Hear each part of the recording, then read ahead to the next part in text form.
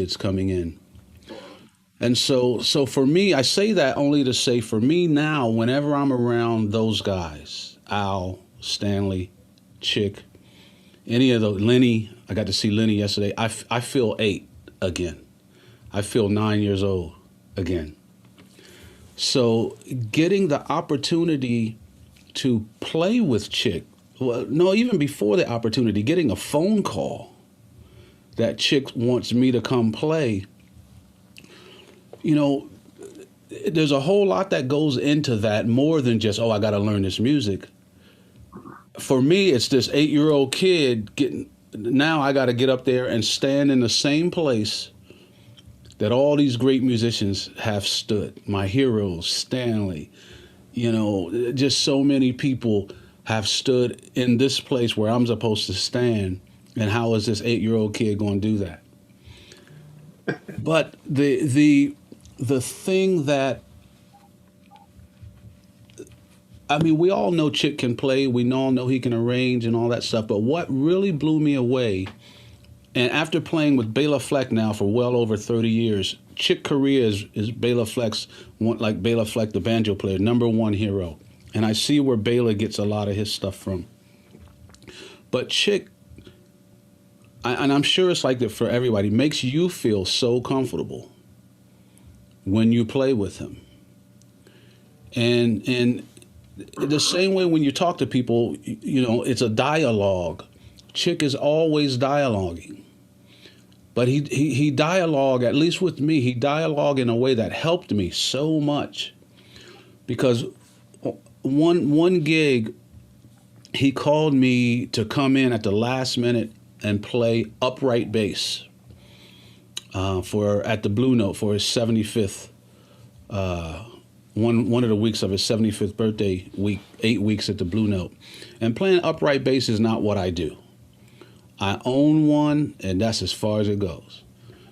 But when I got the call, my manager, my friend calls me and says, Chick wants you to come in. I said, call him back. Make sure he knows who he called, because I figured there's another Victor in his phone book that he meant to call, not me, right? But it came down to he wanted me to do it.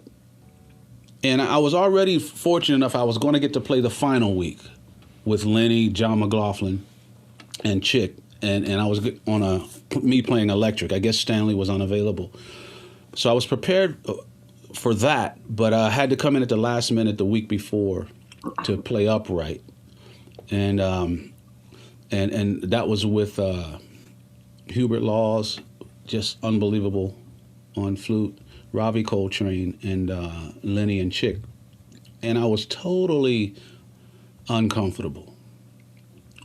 But it was like, if you can understand this, I can only say it in words. It was like Chick loaned me his confidence in me. It was like his confidence in me pulled me through it. Because I'm sitting there as uncomfortable as possible, especially the one night I look out there and I see Ron Carter's wife, okay? And I know she's not at the club without Ron Carter.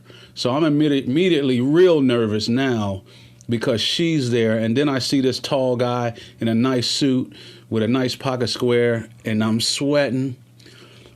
And just yesterday, I was looking at a video. I think Dennis sent it to me.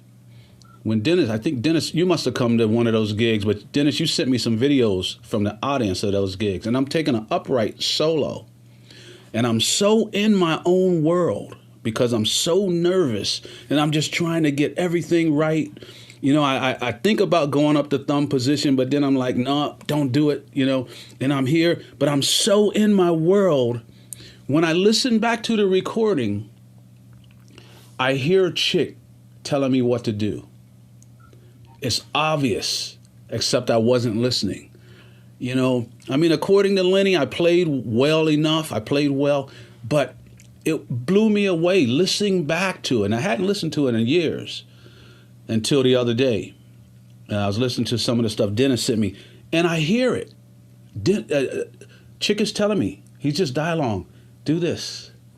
Play this. He's setting up these simple things that if I would have listened, I would have been much better. It wasn't like he was drawing the attention to himself. He was feeding me to lift me up. And he's so good at that. He's so good at that. And to me, that's the true genius. It's not really that hard to appear to be a genius, right? You can fool anybody. That's easy. I mean, that's not even difficult. It's easy. And I'm gonna leave politics out of that. Out of that. That's just what first comes into my mind is politics. But it's easy to fool people. But Chick was a real genius. And his main genius to me is that if he was playing with you, he would make you better. Not just sound better, not just appear better. When you finish with him, you were better. To me, that's his. Well, he's got so many gifts, but that is a big one for me because I learned a whole lot doing the few gigs I got to do with him in the electric band as well as some of the acoustic stuff. And for the next year, for the next 2 years, Dennis will tell you when we were touring together with the trio, for the next couple of years, I toured with an upright bass because I said, look, if Chick believes in me, I got to get good at this, at least better. And I said, if I ever get a call like this again, I'm going to be better at it. So I toured with one every night, but he inspired that. And to me, that's what he does. He makes whatever musical situation, and not even musical, just being around him. He's funny. He's not just talking about himself. You don't have to agree with him. And the very first time I played with him, sitting in for Patitucci at the Electric Band, I actually gave him a record that I had just come out with, and he came back the next day asking me questions about it. And it let me know he had really listened to it, and it just blows me away. So of course he's a great musician, but who he was as a person is the most thing that sticks with me. Yeah. So I'm happy to have been able to play a small part in his life, but he has played a huge part in mine. Yeah. Beautiful. Thanks for sharing that. Well said, man. Well said. I'm going to chime in here. As Victor knows, I was there that night at the Blue Note that you had to step in and play acoustic. And you more than made it work. You were ready. You may not have felt that way, but you were right in there. So thank you, Steve. That's amazing, man.